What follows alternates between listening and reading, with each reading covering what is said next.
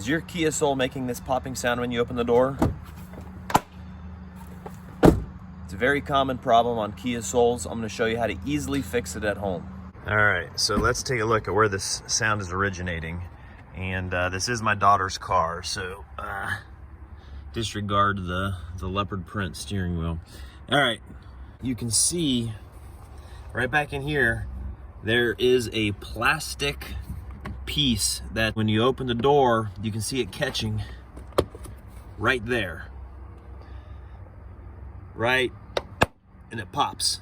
This is viewing it from the outside. When I go to open, you can see that plastic piece in there. The door's catching on it right here.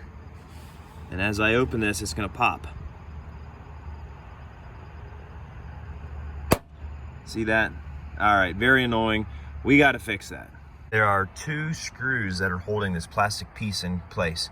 We're not gonna totally remove the plastic piece, but we have to loosen it to get to it.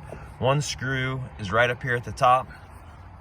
One screw is right down here at the bottom. And the bottom one is easily reachable with the door open. So I'm gonna take that one off first.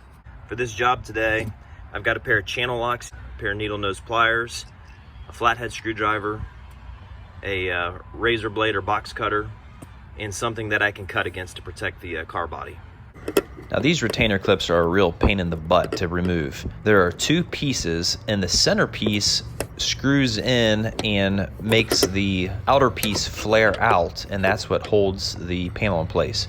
But the problem is usually they're stripped out once they're put in, so when you try to unscrew them, they will not come out. The best way to get them out is to use a flathead screwdriver and just kind of pry out the middle part just enough to where you can get a pair of channel locks on it and then pull it out. The top one's a real pain in the butt to get to, but with a little tenacity, you'll have it out in no time and you'll be halfway done with your repair. The next thing to do is to get this plastic piece out where we can trim it. So using a flathead screwdriver, you want to pop it out at the bottom, and then you want to go to the outside of the car with the door open, and using needle nose pliers and your flathead screwdriver, you can grab a hold of it and kind of pry it out to where you can work on it. I've got this where I can get to it now. I want to trim off some of this so it's not going to catch on the door, but I don't want to scratch my door here. I'm going to insert in something I can cut against here without scratching up my door.